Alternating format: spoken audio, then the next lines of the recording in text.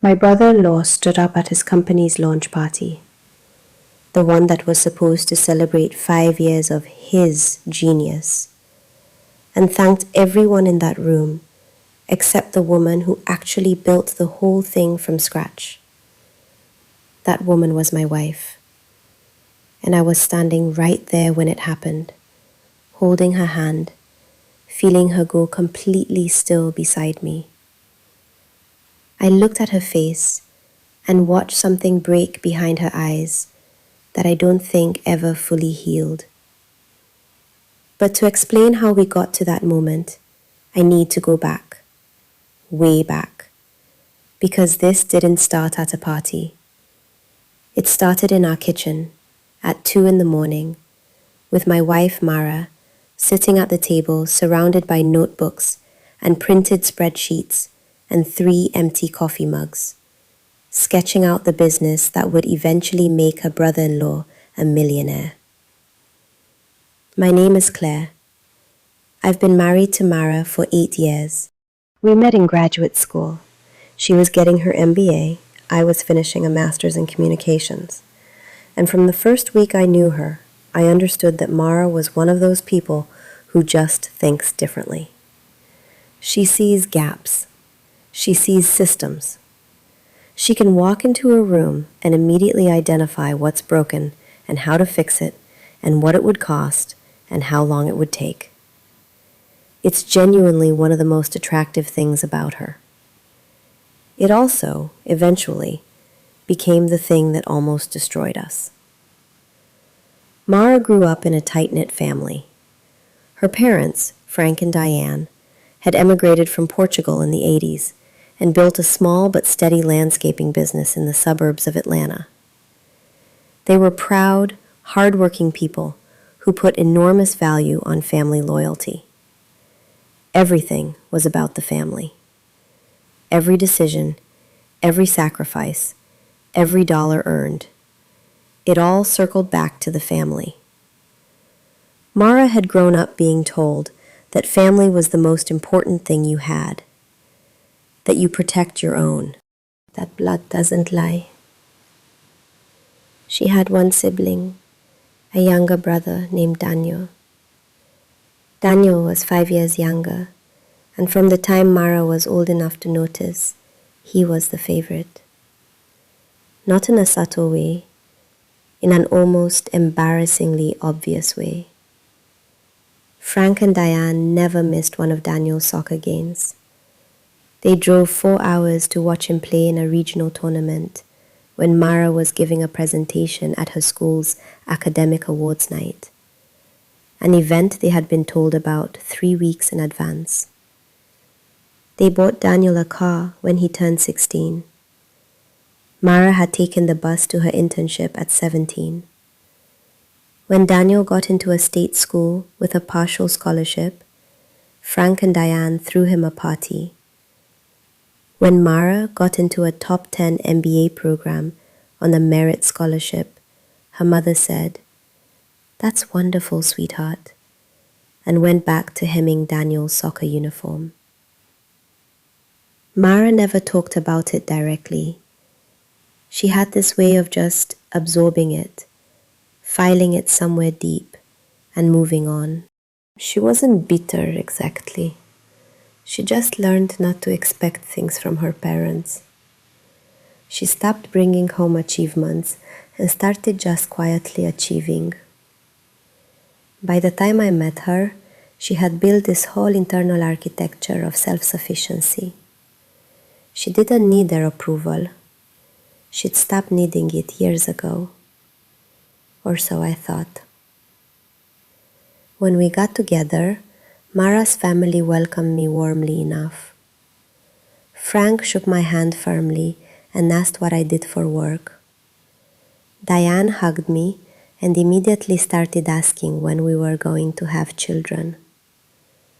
Daniel was 24 at the time, charming in the way that guys who've been told their whole lives how great they are tend to be charming.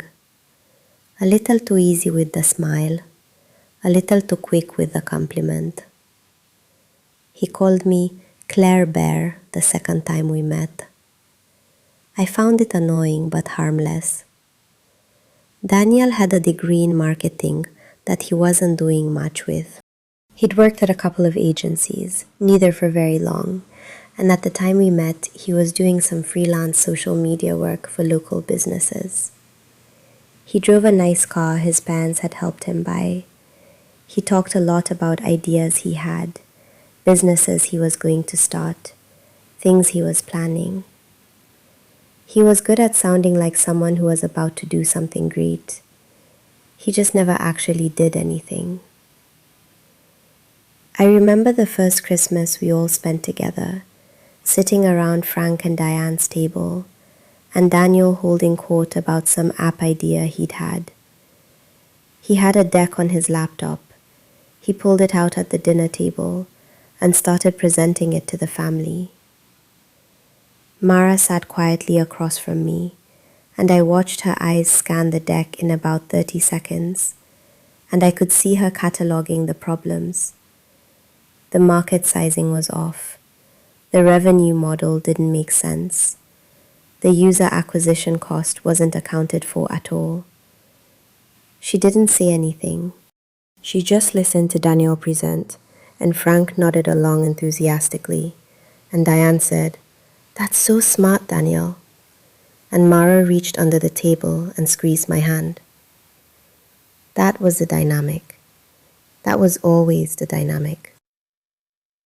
About 6 years ago, Mara came home from work one evening with this energy I recognized. She gets it sometimes when she's been turning something over in her head all day, and she's finally ready to let it out. She sat down across from me at the kitchen table and said, "Okay, I need to talk through something." She had an idea, a real one, a platform that would connect small, independent home service contractors, electricians, plumbers, HVAC technicians, handy people, directly with homeowners, but structured differently than anything on the market at the time. Not a bidding war race to the bottom, a curated, verified marketplace with a reputation scoring system that weighted repeat customers and long-term relationships over volume. The contractors could build a real client base. Homeowners would get consistent service from people they could trust.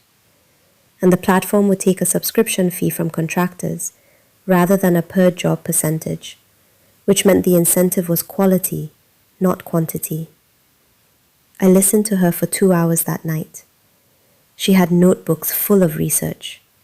She'd been working on this quietly for months without saying anything, which was so Mara it almost made me laugh. By the end of the night, I was completely convinced. The idea was good. Not pretty good for someone who's not a tech person good. Actually, structurally, competitively differentiated good. I had been in marketing and communications long enough to know the difference. "You should do this," I told her. "I know," she said, and she smiled in this way that she only does when she's already made a decision and she's just waiting for the universe to catch up. She started working on it in earnest, every evening after her day job, every weekend. She built a full business plan. She did user interviews. She mapped out the technical architecture with a developer friend she trusted. She built a brand identity. She named it HomeBase. Clean, clear, memorable. I helped her with the brand voice and the copywriting. It was genuinely one of the most exciting things I'd ever been a part of. And here's where the story takes a turn I still have trouble talking about. About 4 months into Mara's serious development work on HomeBase, we had a family gathering at Frank and Diane's house. It was someone's birthday. I think it was Diane's actually, and the whole family was there. During the afternoon, Mara was telling her parents a little bit about what she was working on. She was excited. She was happy. And I noticed Daniel listening from across the room, very still, his phone face down in his lap, his eyes locked on Mara. After dinner, while I was helping Diane in the kitchen, I heard Daniel and Mara having a conversation in the living room. Daniel was asking questions, a lot of questions. What was the revenue model? Who was she targeting first, contractors or homeowners? Had she thought about the onboarding process? Mara was answering. She was generous with information, the way she always was with people she trusted. Daniel was her little brother.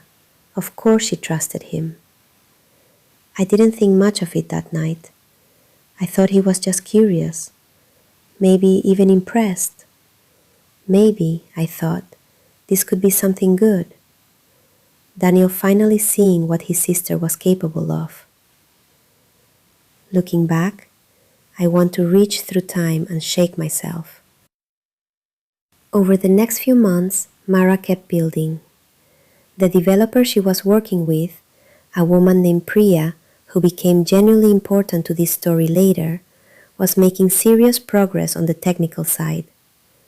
They had a working prototype.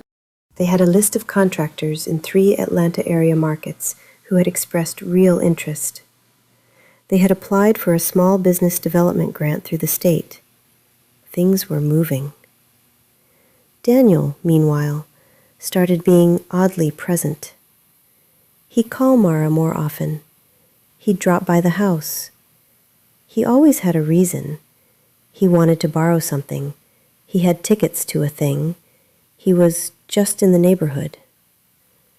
Once, he came over when Mara wasn't home, and I let him in because I thought he was just going to leave something for her. And he ended up sitting at the kitchen table for 45 minutes asking me about the HomeBase brand strategy. I answered his questions. I thought he was just taking an interest in his sister's work. I told Mara about it that night, and she shrugged. He's been texting me a lot too, she said.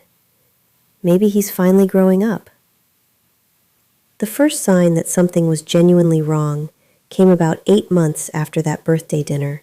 Mara got a Google alert. She had set one up for HomeBase contractor platform because she was tracking the competitive landscape. The alert was for a TechCrunch article. The headline was something like, "Meet HomeServe Pro, the startup reimagining how homeowners connect with contractors." I was sitting next to Mara when she opened it on her laptop. I felt her go very still. The article described a platform that connected homeowners with vetted local contractors through a curated marketplace that prioritized long-term relationships over volume, using a subscription model for service providers rather than per-job commissions, with a reputation scoring system weighted toward repeat client relationships. Word for word, idea for idea. The core mechanic, the revenue model, the differentiation strategy. It was Mara's concept, all of it.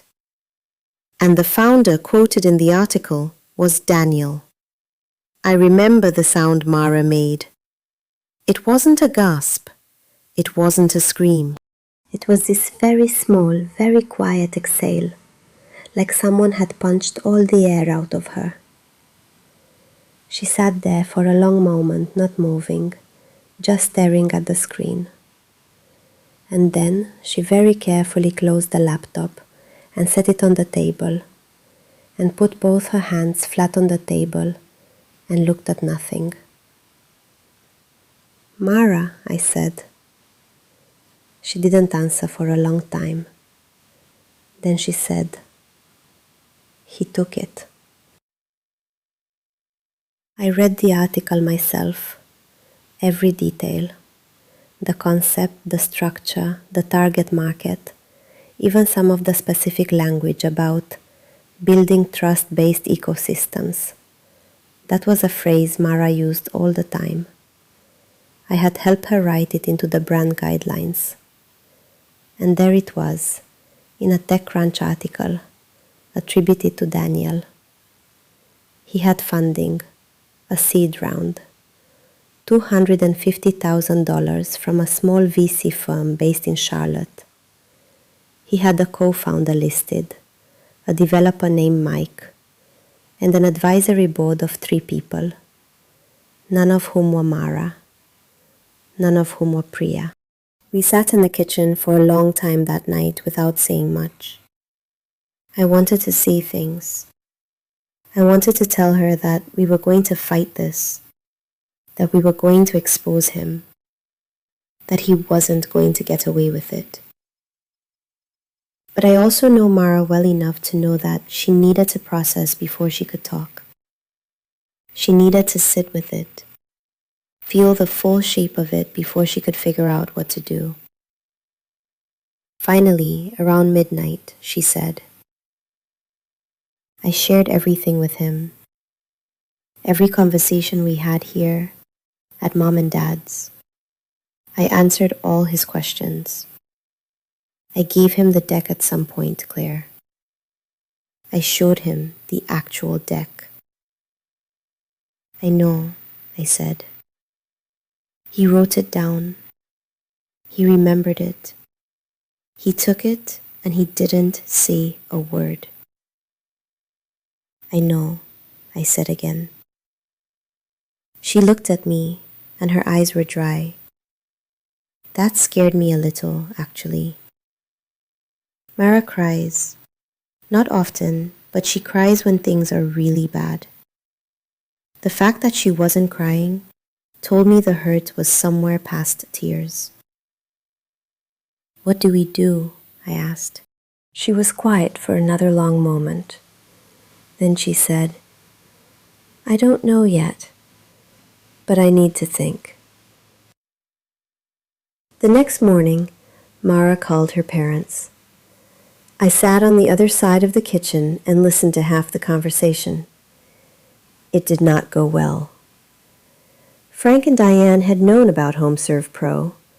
Of course they had. Daniel had told them. He'd told them about his big startup, his funding, his TechCrunch article. And they had celebrated it. Diane had baked him his favorite cake.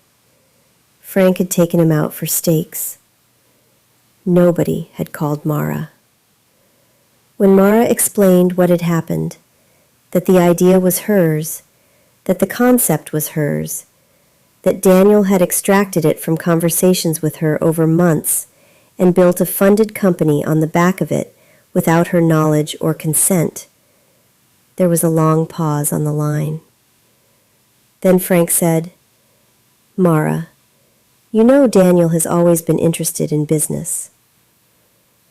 I watched my wife's face when she told me what he said. I watched her absorb it. That same internal filing motion. Click. Put it away. Move on. She called Daniel next. I stayed in the kitchen and listened. He picked up on the second ring. Hey sis, he said. I could hear his voice through her phone. Easy, light, like he didn't have a single thing in the world to worry about. I saw the TechCrunch article, Mara said. A beat of silence. Yeah, isn't that crazy? We got picked up. It's wild. Things are moving really fast with Daniel. Her voice was flat. Not loud, just flat. That's my idea. That's HomeBase. Another pause, longer this time. I mean, he said, the home services space is a pretty well-explored category. A lot of people have had similar. The subscription model, instead of per-job commission, Mara said. The reputation weighting toward repeat clients. The curated contractor onboarding. The trust ecosystem framing. I said all of those things to you. In this house. In Mom and Dad's kitchen. You asked me questions and I answered them, and you wrote it all down and started a company. Silence. Mara, he said, and his voice had shifted slightly, less easy. Look, I know you had some ideas you were playing around with. I had a prototype, she said. I had a grant application in with the state. I had 12 contractors signed up for beta testing. I wasn't playing around with anything. More silence. Then, I think you're getting a little emotional about this. I saw Mara's jaw tighten, just slightly. I'm not emotional, she said. I'm accurate. And I'm telling you clearly, what you did was wrong. I want to talk about how we fix it. There's nothing to fix, Daniel said, and now his voice had gone fully cool. I started a business. I got funding. I worked hard to get where I am. You can't come in now and claim ownership over a market category. I'm not claiming ownership over a market category, Mara said. I'm telling you that you stole my specific business model, my specific revenue structure, and my specific brand language, and started a company with it without telling me. That's a serious accusation, Daniel said. Yes, Mara said, it is. He hung up. We sat in silence for a while. Then I asked Mara if she was okay. She said she didn't know. I asked her what she wanted to do. She said she was going to call Priya. Priya, it turned out, had already seen the article. She'd actually called me while Mara was on the phone with Daniel, and I'd let it go to voicemail. When Mara called her back, I listened to half of that conversation too. Different tone entirely. Priya was furious. She was practical and furious. She had her own records, her own documentation, her own Git commits and design files with timestamps. She had emails from Mara. She had the original technical specs that Mara had written out. She had everything. We have a case, Priya said. I heard it through the phone. I know an IP attorney. I've already texted her.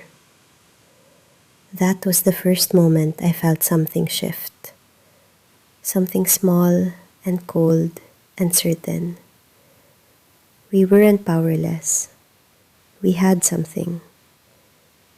But I'm getting ahead of myself. Because before any of that played out, something else happened that broke Mara open in a way that Daniel's betrayal alone hadn't quite managed. Frank and Diane invited us to Sunday dinner 2 weeks after the phone call to Daniel. We almost didn't go. I didn't want to go. Mara wanted to give her parents the chance to say the right thing. They didn't say the right thing. Frank spent most of dinner talking about how well HomeServe Pro was doing. He had a printout of the TechCrunch article, which I'm not joking about, an actual physical printout, like something he put on the refrigerator. He talked about Daniel's funding and his meetings with investors and how proud he was. Diane served extra portions to everyone and smiled and passed around the potatoes. Mara didn't say anything for most of it. She sat across from me with her hands in her lap and a very careful expression on her face. And I watched her, watching her parents, celebrate her brother's theft of her work. And I felt something tighten in my chest that I still can't fully describe. Toward the end of dinner, Mara finally said, quietly, "Dad, you know the idea was mine." Frank set down his fork. He looked at her with that particular expression he'd always had, the one that was almost fond, but also slightly impatient, the one that said he was about to explain something to her that she clearly didn't understand. "Mara," he said, Ideas are a dime a dozen. What matters is execution. Daniel executed. He executed my idea, Mara said, without telling me, without offering me a partnership or even a conversation. You're his sister, Diane said, and her voice was gentle in the way that meant she thought she was being kind. You should be proud of him. You should be supporting him. Mara looked at her mother for a long moment. Then she looked at her father. Then she folded her napkin, set it on the table, and said, very quietly, I see. We left shortly after. In the car, Mara looked out the window for most of the drive. About halfway home, she said, They've always done this. I know, I said. I think I spent 30 years believing that if I just succeeded enough, they would finally see me. She paused. I don't think that's going to happen. I didn't say anything to that. There wasn't anything to say. That night, after Mara fell asleep, I lay in the dark, staring at the ceiling, and I made myself a silent promise. Whatever she decided to do about this, I was going to make sure she had everything she needed to do it. I was going to be the one person in her life who did not let her down. In the morning, Mara woke up and said, I want to talk to Priya's attorney. Her name was Vivienne Park. She had an office in Midtown Atlanta and a reputation, Priya told us, for being extremely effective and extremely direct. She met with us on a Thursday afternoon, sat across from us at a long conference table, and listened to the whole story without interrupting. When Mara finished, Vivienne asked to see everything. Every notebook, every email, every draft document, every Git commit log, every text message, every piece of documentation that predated the HomeServe Pro launch. We had a lot. More than I'd realized, honestly. Mara is someone who saves things.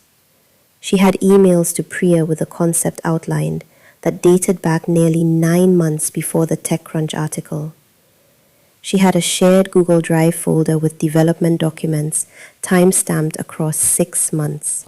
She had a voicemail from Daniel. This one she had saved almost by accident, because she'd been in the habit of saving voicemails during a period when she thought her phone was glitchy, where he asked her to walk him through the onboarding flow one more time. She had text messages where she'd shared a link to her business plan document on Google Drive, and she had the access log showing Daniel had opened it 17 times. Vivienne was quiet for a long moment when she finished looking through everything. Then she looked up and said, This is a strong case. Not airtight, because idea theft rarely is, but strong. What does strong mean? I asked. It means we have documentation of prior art. We have evidence of access. We have language overlap that goes well beyond coincidence. And we have a discoverable access log to a shared document. She paused. The challenge is that ideas themselves aren't typically protectable. What's protectable is specific implementation, proprietary processes, trade secrets, with documented measures to keep them confidential. The question is whether we can establish that Mara's specific methodology rose to that level. Mara said, What would we need? A very thorough forensic accounting of the similarities between your documented materials and his current implementation. And we'd likely need expert testimony on the degree of originality and specificity of the concept as you developed it. It was going to be expensive and slow. Vivienne was honest about that. It might not end in a courtroom. The more likely outcome, she said, was that we filed, Daniel and his investors panicked about the liability, and we negotiated a settlement, which might include attribution, equity, licensing, or a combination. We told her to proceed, and then we waited. And while we waited, the worst part happened. Not the legal part, the family part. The word got out. I'm not sure how, whether Daniel told his parents what was happening, or whether Frank and Diane figured it out somehow, or whether some extended family member connected the dots. But within about 2 weeks of Vivienne sending the initial cease and desist letter to HomeServe Pro, Mara's phone started lighting up with family. Her aunt called and said, "Mara, what are you doing to your brother?" Her cousin texted her a long message about how family doesn't sue family. An uncle she'd barely spoken to in years left a voicemail saying he was disappointed. Frank called and said, very coldly, that if she went through with this, she would be tearing the family apart. None of them called to ask Mara's side of the story. Not one. I watched my wife go through those 2 weeks, like a person walking through water. Everything slowed down. She'd come home from work and sit on the couch and stare at her phone, and every time it buzzed, she'd get this very small flinch, like she was bracing for impact. I tried to intercept some of it. I told a couple of family members directly that they didn't have all the information, and they should ask Mara for her side before making judgments. They were not interested. The most brutal conversation was with Diane. Mara took that call in the bedroom, and I sat in the living room and tried not to listen, and I couldn't help hearing pieces of it. Her mother's voice came through the phone loud enough for me to make out words. "He's your brother. You're hurting this family. Your father is not sleeping." At one point I heard Mara say, very quietly, "Mom, do you understand what he did?" And I heard Diane say, "I understand that you're making a choice here." And then there was a long silence, and Mara said, "Okay," and hung up. She came out of the bedroom and sat down next to me on the couch and leaned her head against my shoulder and didn't say anything for a long time. Finally, she said, she asked me to drop it. For the family. I felt something hot move through my chest. I kept my voice even. "What did you say?" I said I'd think about it. I turned to look at her.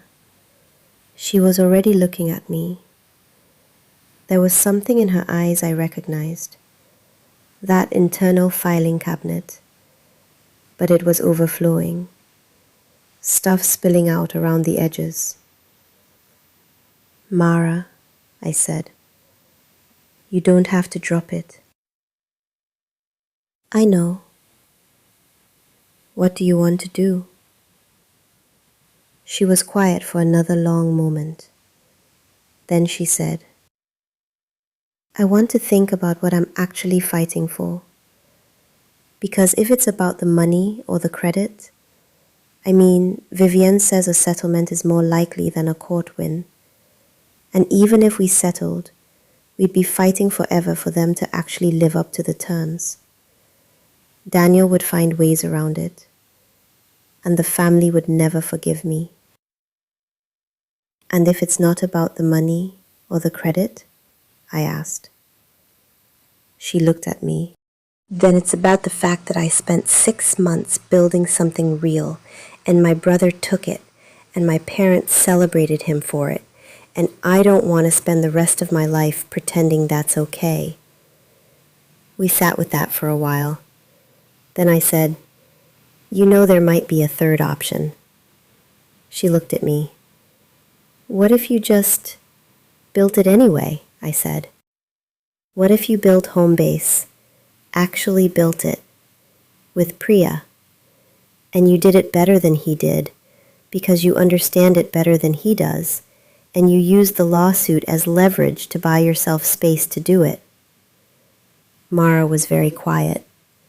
Then she said, Vivian said the same thing, actually. She said sometimes the best outcome isn't a settlement, it's competing. So? So I'd need funding, Mara said, and we're already spending money on attorneys. Priya has contacts, I said, and so do I, actually. I'd spent 3 years in corporate communications working with an investor relations firm, and I'd kept those connections. I knew people who knew people. Let me make some calls. She looked at me for a long moment. Then she did something I hadn't seen her do in weeks. She smiled. Small. Real. You know this is insane, right? She said. Yes, I said. And we might lose everything. Possibly. And my entire family will probably never speak to me again. Some of them, I said. The ones who matter are already on your side. She leaned in and kissed me. Then she sat back and said, Okay, let's build it. What followed was the most intense 8 months of my life. I'll try to tell it in a way that doesn't sound like a business school case study, because it was the furthest thing from a clean, organized process. It was chaos and exhaustion and late nights and fights and moments of genuine terror, and also, underneath all of it, this steady current of purpose that I had never felt so clearly before. Priya came fully on board within a week of us deciding to go forward. She'd been continuing to work on her own copy of the original code base. She had her own backups from her initial development work with Mara, all time-stamped. And she estimated she could have a production-ready version of the platform in 4 to 6 months with proper resources. The funding was the harder problem. Mara and I had savings, but not startup capital savings. We put in $50,000 of our own money, which terrified me, and which I told absolutely no one in my family about because I did not want the commentary. Through my old investor relations contacts, I connected with a woman named Sandra, who ran a small but respected seed fund focused on women-founded companies. Sandra had read the TechCrunch article about HomeServe Pro. She'd actually noted it as an interesting space. When Mara sat down with her and laid out the full story, including the documentation, the prior art, the pending litigation, Sandra got very quiet and then very focused. I know Daniel's lead investor, she said, from Charlotte. He has a reputation for not doing deep enough due diligence on founders. She paused. I'd like to look at your materials. Sandra came in with $125,000. 2 other angel investors, people she introduced us to, came in with another $60,000 total. We had a runway. Not a long one, but enough. Vivian, meanwhile, was playing a careful legal game. She had sent the cease and desist and documented Daniel's response, which was, through his own attorney, essentially, we reject your claims and request you cease and desist from making them. She had filed a formal trade secret claim in state court. The litigation was slow and expensive, but it was doing something important. It was creating a paper trail that was starting to make Daniel's investors nervous. Sandra confirmed this from her end. She'd heard through the Atlanta startup community that there was some drama around HomeServe Pro and its IP origins. During all of this, I kept the thing I was most afraid of locked very tightly inside me. I was scared of what winning might cost Mara. Not financially, personally. Because I watched her every day processing the reality of what her parents had chosen, what her family had chosen. And I knew that even if we won everything, the lawsuit, the business, the vindication, she was going to lose something she'd been trying to earn her whole life. There was one evening, about 5 months in, when it cracked a little. We'd had a hard week. A funding timeline had slipped. Priya had found a technical problem in the platform that needed 2 weeks of rebuilding. And Mara had run into her cousin at a gas station, and the cousin had turned her back and walked the other way without speaking. Mara had come home from that and gone straight to the bedroom and closed the door. I gave her an hour. Then I went in and sat on the edge of the bed. She was lying on her side, looking at the wall. She said, without turning over, "I just need to know if it was ever real." What was ever real? My family, growing up, the dinners and the trips and the... She stopped. Did they love me? Or did they just love the idea of having a daughter who handled herself and didn't need anything and made things easy for them? I didn't have an answer that would actually help. So I just lay down next to her and put my arm around her and said, "I love you. That's real. Priya loves you. That's real. What you built is real. Everything you built." She didn't say anything, but after a while, she put her hand over mine, and we lay there until she fell asleep. The next morning, she was up at 6, back at the table with her notebooks. HomeBase launched in beta 8 months after we made the decision to build it. I could write a whole separate story about the launch itself. The sleeplessness, the contractor outreach calls Mara made personally, the little technical files Priya put out in real time. The moment the first contractor signed up, and we both just stood in the kitchen and looked at each other. But what matters for this story is what happened after. In the first 3 months, HomeBase brought on 240 contractors across the Atlanta metro area and North Georgia. The retention rate among homeowners was 68%, which was extraordinary for the space. We got a write-up in Atlanta Business Chronicle. Sandra introduced Mara to a Series A contact. Things were moving. Real, documentable, undeniable movement. HomeServe Pro, Daniel's company, was struggling. Priya had been following their technical trajectory carefully. Publicly available information, product reviews, contractor forums, and their platform had consistent problems. Bugs in the scheduling system, contractor churn, homeowner complaints about inconsistent service quality. The core mechanic of the platform, the reputation weighting system, which was the heart of Mara's original idea and the thing that made it work, was implemented incorrectly in Daniel's version. He hadn't fully understood it. He'd taken the concept, but not a depth of thinking behind it. The result was a system that prioritized the wrong signals and actually disadvantaged the best contractors. Because Daniel hadn't built it, he'd stolen it. And you can steal a blueprint, but you can't steal the understanding of why every corner is designed the way it is.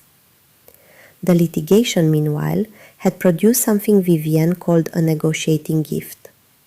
In discovery, Daniel's developer, the co-founder Mike, had provided messages in which Daniel forwarded information directly from Mara's shared Google Drive, including a screenshot of her business model document with the message, "This is the model. Build it like this." The message was dated 11 months before the TechCrunch article, 4 months before Daniel had ever mentioned HomeServe Pro publicly. When Vivian showed us the screenshots, I watched Mara's face go through something complicated. It wasn't satisfaction exactly. It wasn't triumph. It was more like a very deep, exhausted confirmation of something she'd been carrying alone for a long time. "He knew exactly what he was doing," she said. "Yes," Vivian said. "And my parents knew he was doing it." Vivian was very careful here. "We can't prove your parents had specific knowledge of. They knew," Mara said. Not to Vivian, just to herself. The settlement negotiations began shortly after. Daniel's investors, now fully aware of the discovery documents, were pushing him to resolve it. His lead investor, the one from Charlotte who Sandra had mentioned, had apparently had a direct conversation with Daniel that we heard about secondhand, and it had not been pleasant. There was real money on the table for them, and they did not want a court proceeding that would put those forwarded screenshots in the public record. Daniel's attorney opened with an offer that was insultingly low. Vivian declined it and counter-proposed a licensing agreement plus equity. That led to a second round of negotiation, then a third. It took 6 weeks. During those 6 weeks, Mara and I barely talked about anything else. We had a spreadsheet, which I stared at constantly, that laid out every scenario. Best case, worst case, most likely case. The final agreement, which I'm not going to describe in full detail because some of it is still under NDA, included a licensing fee for use of the original methodology, payable to Mara's LLC, plus an ongoing royalty arrangement tied to HomeServe Pro's revenue. It wasn't equity, but it was real money, structured over time, and it included a formal written acknowledgement drafted by both attorneys that HomeServe Pro had been developed using methodology originating with Mara. Mara signed the paperwork on a Tuesday morning in Vivian's conference room. Priya was there. I was there. Vivian poured everyone sparkling water and said, "Congratulations." Amara sat for a moment, looking at the signed document, and then said, very quietly, "Thank you, both of you, for believing this was worth fighting for." I had to look at the ceiling for a second. But here's the thing.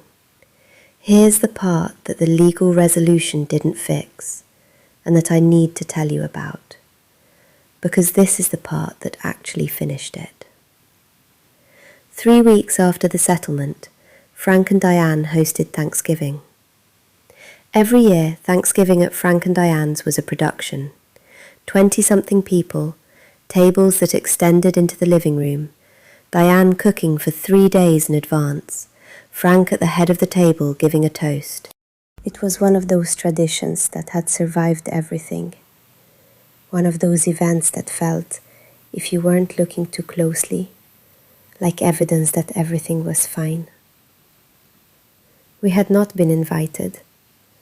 Mara found out through her cousin, the same one who had turned her back at the gas station. The cousin, apparently feeling some residual guilt, sent Mara a text the day before Thanksgiving that said, "Hey, I just wanted to say I'm sorry we haven't talked. I hope you have a good holiday." Mara stared at that text for a long time. Then she showed it to me. "She's at my parents' house right now," Mara said.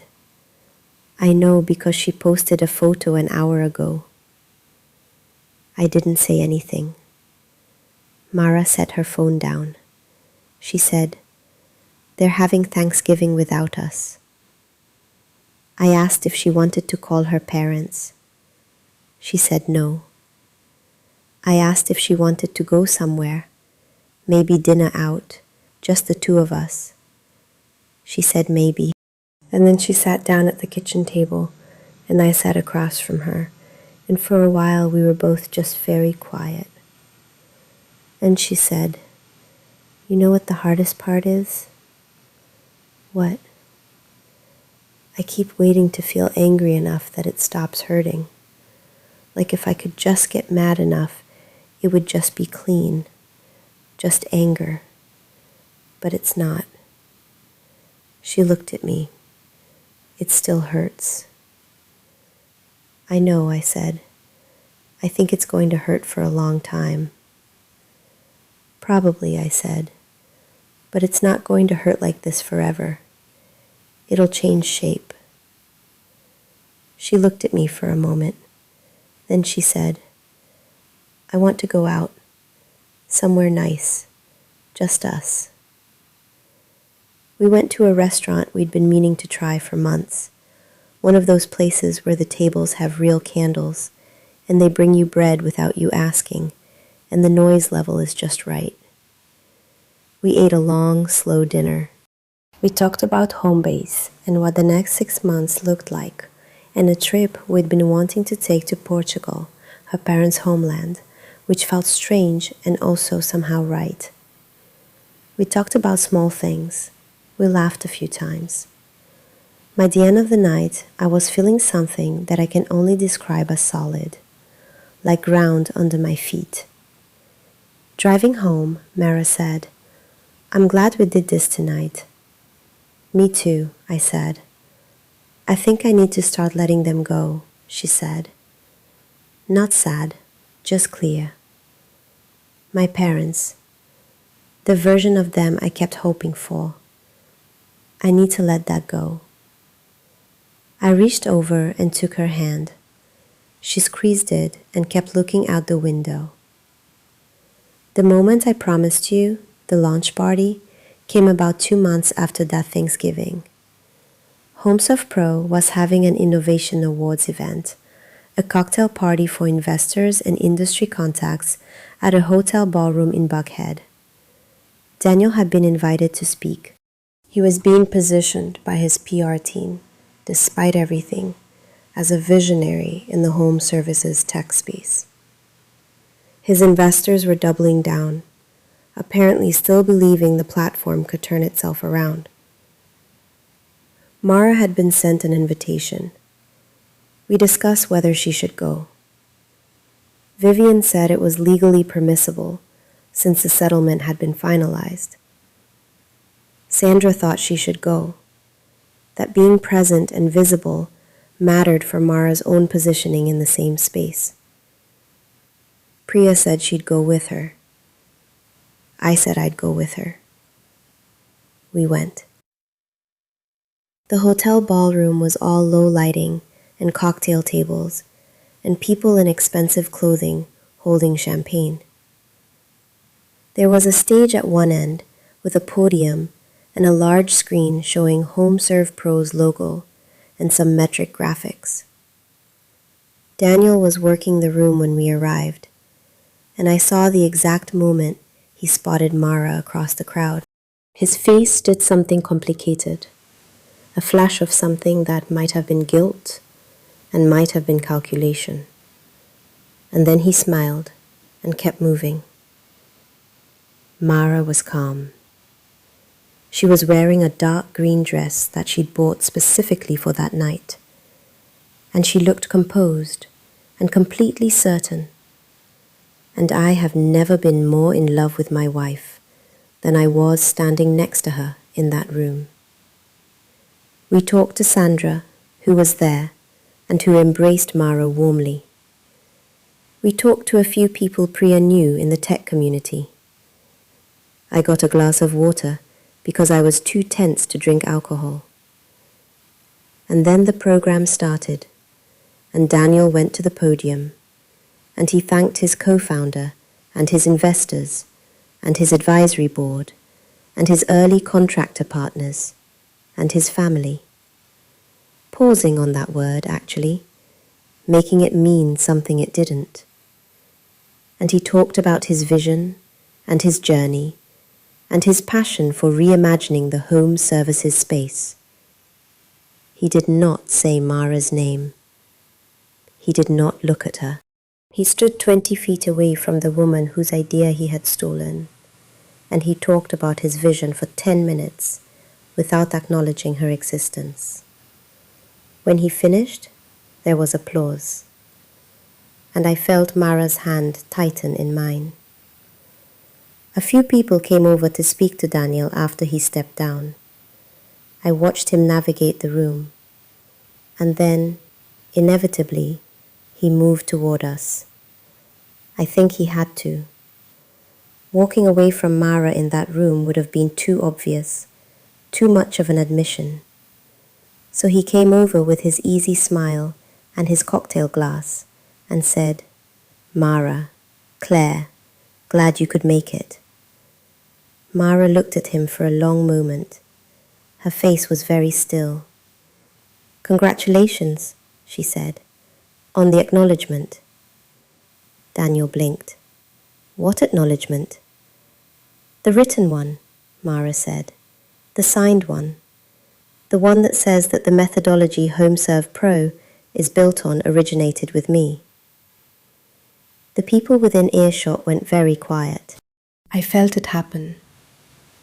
That particular quality of silence when everyone around you realizes they're witnessing something real. Daniel's smile stayed on his face, but went slightly wrong. "Let's not do this here," he said quietly. "I didn't start this," Mara said. "I never started anything. I just built something and you took it." She held his gaze. "I'm just here watching you take credit for it one more time." Daniel leaned in slightly, and his voice dropped, and he said, "You signed the settlement. You agreed to—" "I agreed to a licensing arrangement," Mara said, the same clear, even voice. "Not the silence. The acknowledgement is in writing. The origin is documented. The world can know that or not know it. That's not my choice anymore. But you know it." She tilted her head very slightly. "You've always known it." The silence in that little circle had gone very deep. I could see Sandra nearby. I could see Priya nearby.